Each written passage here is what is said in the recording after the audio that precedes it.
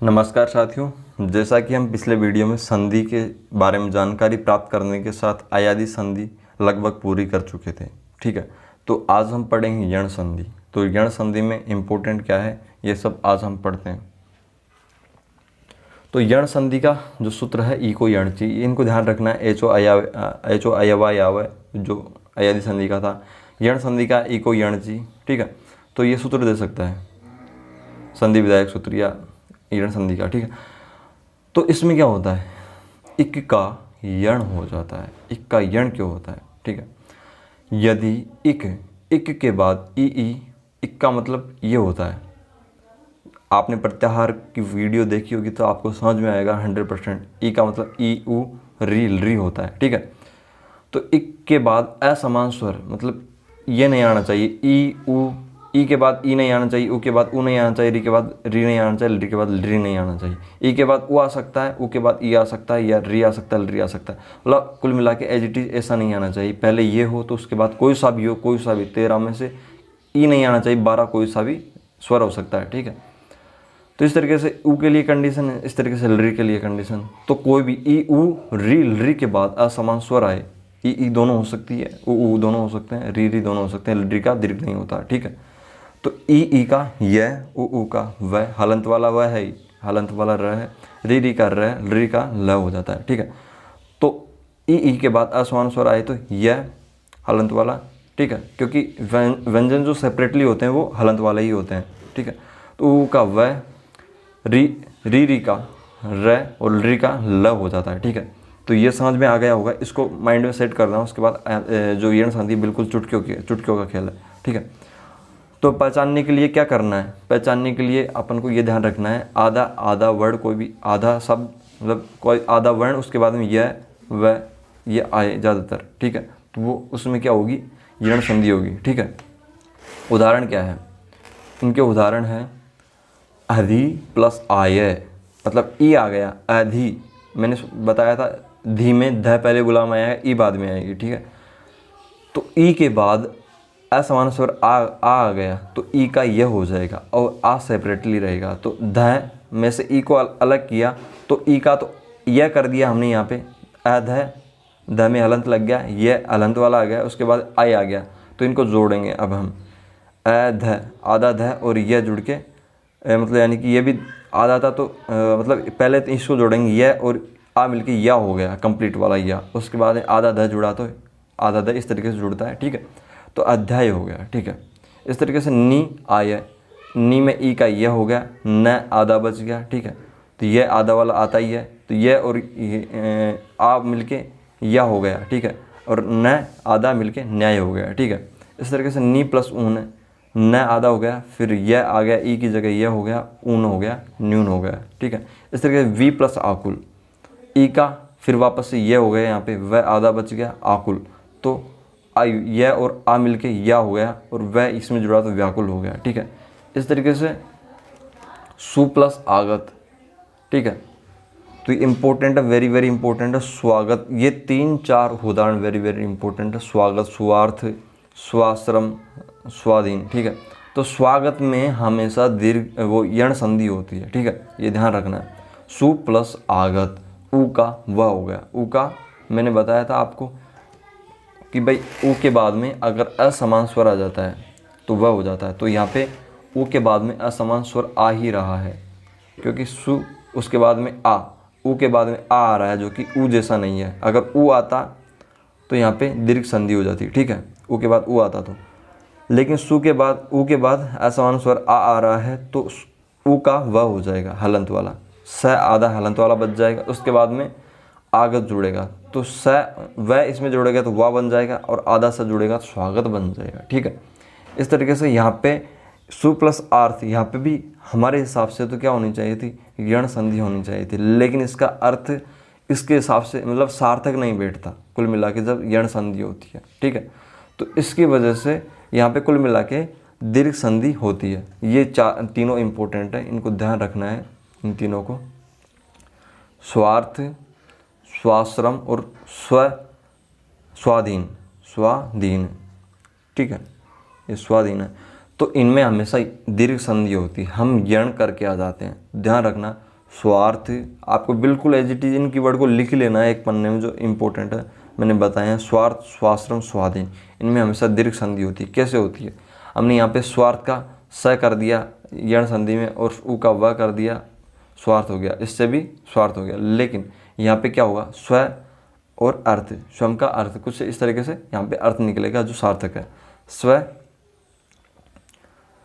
मतलब कुल मिला के यहाँ पे दीर्घ संधि होगी, तो इस तरीके से यहाँ पे मतलब इसका संधि विच्छेद होगा। स्व प्लस अर्थ, ए और ए के बाद ए और ए मिलके यहाँ पे आ हो गया, तो स्वार्थ हो गया। ठीक है, स्वार्थ हो गया।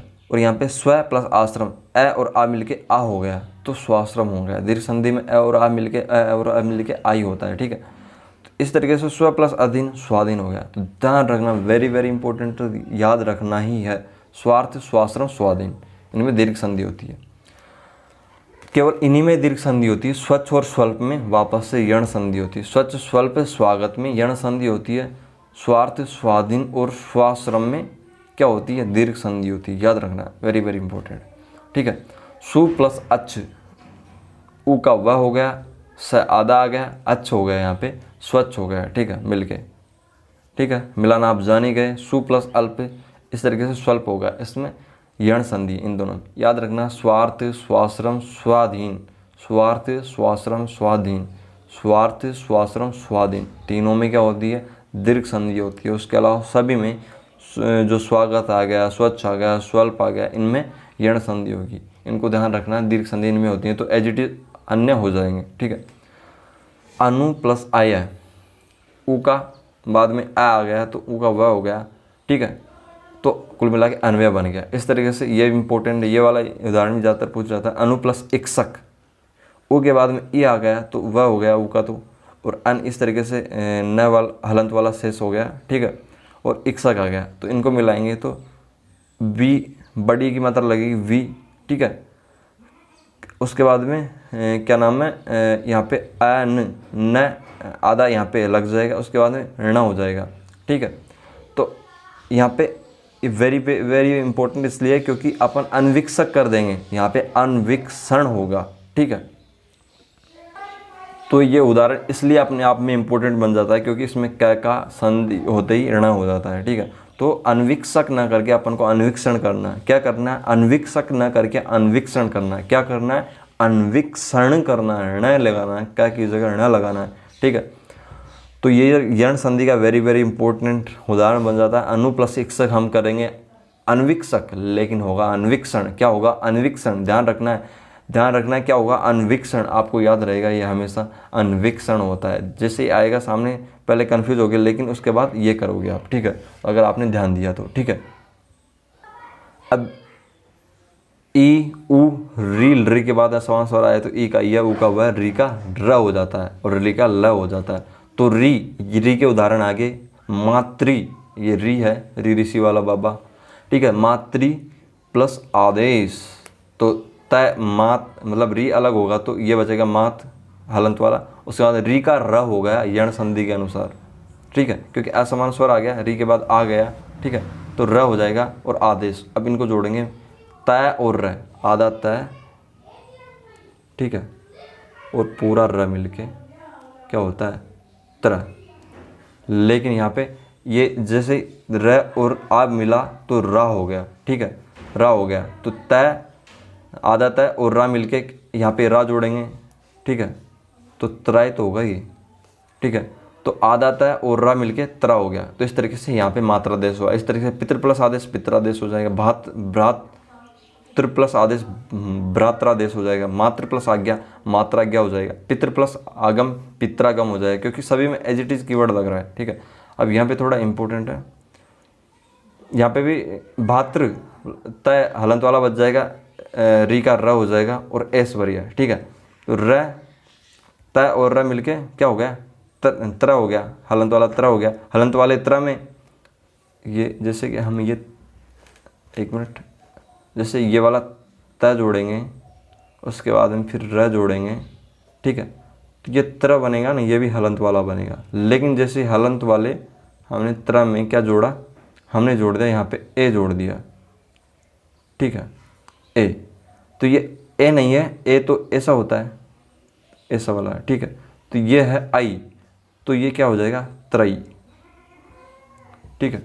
तो इस तरीके से क्या हो जाएगा यहाँ पे, भातृत्रयीश्वर्य, भातृत्रयीश्वर्य, ठीक है। इस तरीके से ध्यान रखना है, संधि विच्छेद करते टाइम भी आपको इस तरीके से करना है।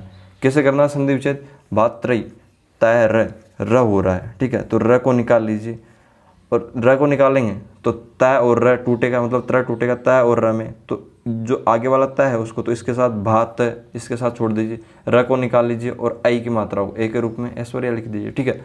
प्रति प्लस एकम, ई के बाद में असमान स्वर आए तो ई का ये हो जाता है, ठीक है। तो ई का ये यहाँ पे हो गया प प्र, और तय यहाँ पे हो गया, यह हो गया, एकम हो गया, प्रत्येकम, ठीक है, ठीक है। मैंने बोला था यण संधि की पहचान के लिए आधा कीवर्ड, उसके बाद में यह आ जाएगा, ठीक है। तो आधा वर्ण तय का, उसके बाद में यह आ रहा है यहाँ पे, आधा ध, फिर यह, उसके बाद ध, ये इंपॉर्टेंट, ध कैसे बनता है,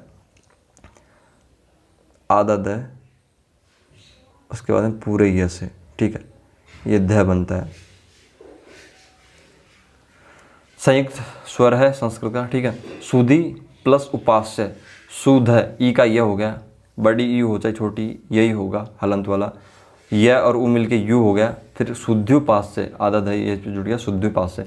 यदि प्लस अभी, यद्यपि कैसे हुआ, यदि ई का यह हो गया, द आधा बच गया, अ, यह और अ मिलके पूरा यह हो गया, उसके बाद आधा द और यह मिलके ध होता है, तो मैंने बताया यद्यपि हो जाएगा, ठीक है, यदि प्लस अभी, ठीक है। इसमें दिखता नहीं है कि भाई यण संधि कैसे है, लेकिन यहाँ पे आधा ध और ये आ रहा है ना, तो इसकी वजह से आपको दिख जाएगा। मधु प्लस हरी, मधुवरी, वेरी इंपॉर्टेंट है।